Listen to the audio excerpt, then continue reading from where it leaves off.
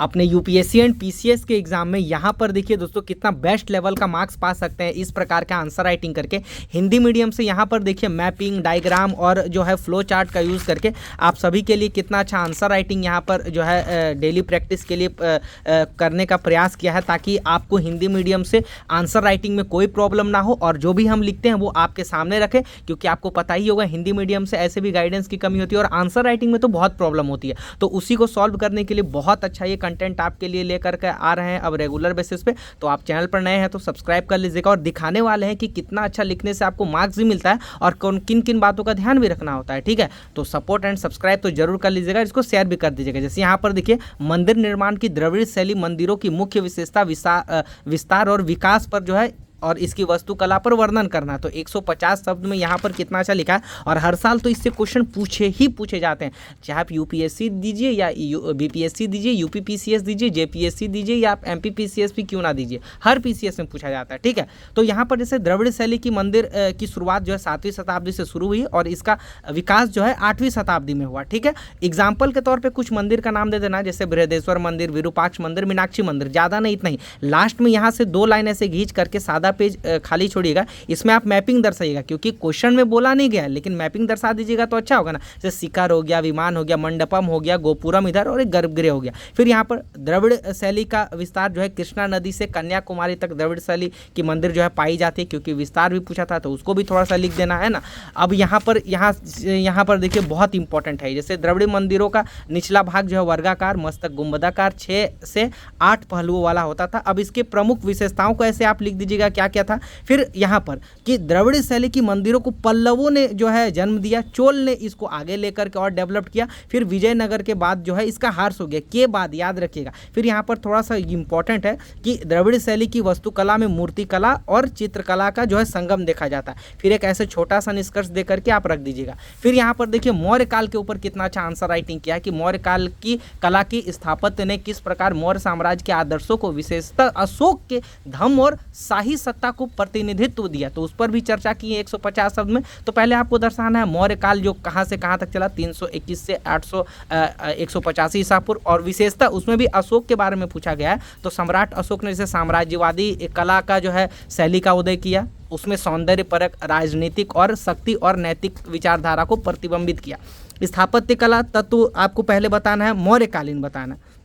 तो अखंड अशोक के स्तंभ हो गया, पॉलिश किया हुआ एक बलुआ पत्थर का प्रकार इसमें पाया जाता था। फिर स्तंभ शीर्ष, जैसे उदाहरण के तौर पे सारनाथ का सिंह शेर आप दे दीजिएगा, राजमहल और सभागार है उसको भी आप दर्शा दीजिएगा। फिर बहुत इंपॉर्टेंट अशोक के जो है धम्म की अंतर्दृष्टि को आपको यहाँ पर लिखना है, बताना है, जो बहुत इंपॉर्टेंट होता है। जैसे कि शिलालेख और स्तंभ अभिलेख धम्म की जो है करुणा और अहिंसा नैतिकता को दर्शाता है। स्तूपों का निर्माण और बौद्ध अवशेष और प्रतिष्ठा को दर्शाता है, इसको लिख दीजिएगा। फिर यहाँ पर आप जैसे यहाँ पर स्तूप को बना दीजिएगा, जैसे सांची का स्तूप, जैसे छत्र हो गया, हर्मिका हो गया, अंड हो गया, दक्षिणा हो गया, ये गुंबदाकार हो गया, तोरण हो गया, वेदिका हो गया। तो उसके बारे में थोड़ा सा लिख दीजिए कि नैतिकता के माध्यम से कैसे मौर्य काल ने दर्शन और प्रस्तुत को किया। फिर उसके मेन टॉपिक को यहाँ पर थोड़ा सा लिख दीजिएगा। फिर एक यहाँ पे निष्कर्ष दे दीजिएगा। तो इसको आप पुश करके देख लीजिएगा, लिख भी लीजिएगा।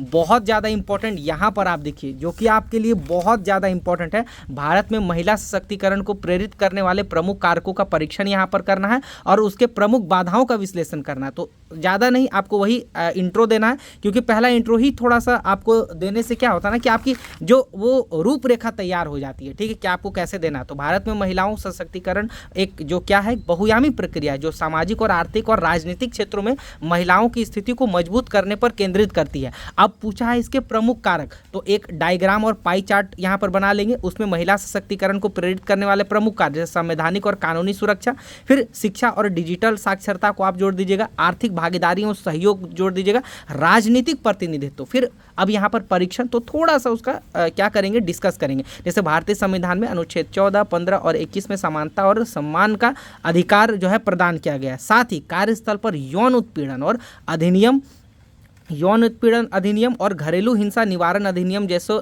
नियमों ने जो है महिलाओं को सुरक्षा जो है प्रदान की, क्योंकि सुरक्षा पर भी यहाँ पर जो है पूछा गया है। फिर यहाँ पर देखिए एक इम्पॉर्टेंट, अब यहाँ पर आप क्या कीजिएगा कि एक जैसे लिख दीजिएगा यहाँ पर एक इम्पॉर्टेंट बेटी बचाओ और बेटी पढ़ाओ योजना, जैसे कि उसने जो है कॉलेज स्कूलों में नामांकन दर बढ़ाई तथा कौशल और विकास से जोड़ा, आर्थिक भी प्रोन्नति हुई और ई कॉमर्स के माध्यम से महिलाओं को जोड़ा। फिर एक योजना में जैसे कि 2 योजना, क्योंकि देखो योजना तो बहुत है लेकिन कुछ इंपॉर्टेंट आपको लिखना है। क्यों लिखना है? क्योंकि देखिए अब उतना तो 7-8 मिनट में एक आपको आंसर लिखना है, उसमें भी आप कितना ज़्यादा लिखिएगा। तो जो प्रमुख है जैसे कि स्वयं सहायता समूह योजना और मुद्रा योजना आप बता दीजिएगा। जैसी वित्तीय पहलों ने ग्रामीण महिलाओं को सूक्ष्म उद्यमी से जोड़ा। एक इंपॉर्टेंट अगर 3 लाइन का यहाँ पर लिख दीजिएगा ना तो और अच्छा मार्क्स मिले। जैसे 73वें और 74वें संविधान संशोधन ने स्थानीय निकायों में महिलाओं को 33% आरक्षण दिया और इसको जो है नारी शक्ति से इसको मजबूत किया। एक करेंट का एग्जाम्पल जैसे नारी शक्ति वंदना अधिनियम, इसमें अभी क्या विचार किया गया ना कि संसद में भी महिलाओं का आरक्षण पर विचार किया गया। तो एक करंट का भी एग्जांपल दे दीजिएगा। अब यहाँ पर देखिए इंपॉर्टेंट पूछा गया है, इसके देखिए बाधाओं को पूछा गया। तो यहाँ पर और एक डायग्राम, जैसे कार्यान्वयन में प्रमुख बाधाएं क्या है, जैसे सुरक्षा संबंधी चिंताएं है ना, घरेलू देखभाल में अवैतनिक देखभाल हो गया, जैसे कि उसको महिलाओं को जैसे असंगत बोझ के रूप में देखा जाता है, जो महिला इसमें पूर्ण लाभ नहीं ले पाती। जैसे पोषण में कमी, अच्छा एक यहाँ छूट गया था, भ्रूण हत्या को भी यहाँ पर थोड़ा लिख दीजिएगा ना, तो उसको भी आप यहाँ पर ऐड कर दीजिएगा, ठीक है, जो ये होता है उसको भी बता दीजिएगा तो अच्छा रहेगा। स्वास्थ्य संबंधी एनीमिया, पोषण। फिर यहाँ पर पितृसत्तात्मक मानसिकता रूढ़िवादी, इसको भी आप लिख दीजिएगा, बहुत इंपॉर्टेंट है। फिर एक छोटा सा निष्कर्ष इसमें इंपॉर्टेंट देना है, जैसे भारत में महिलाओं को सशक्तिकरण महत्वपूर्ण जो है प्रगति हुई इसमें, लेकिन वास्तविक परिवर्तन के लिए नीतिगत कार्यान्वयन के साथ साथ ये इंपॉर्टेंट, ये बहुत इंपॉर्टेंट, सामाजिक व्यवहार में बदलाव अनिवार्य है। तो कितना अच्छा आपके लिए ऐसे मेंस आंसर राइटिंग करके आपको दिखाएं। तो इसी प्रकार के मेंस आंसर राइटिंग के लिए डेली के लिए आप हमारे टेलीग्राम ग्रुप में भी ऐड हो सकते हैं, बहुत ही कम प्राइस में, बहुत अच्छा ग्रुप है, जस्ट 101 टाइम फी के साथ है। तो व्हाट्सअप का नंबर कमेंट सेक्शन में या तो कम्युनिटी में भी आपको हमारा मिल जाएगा, तो ज्वाइन कर लीजिएगा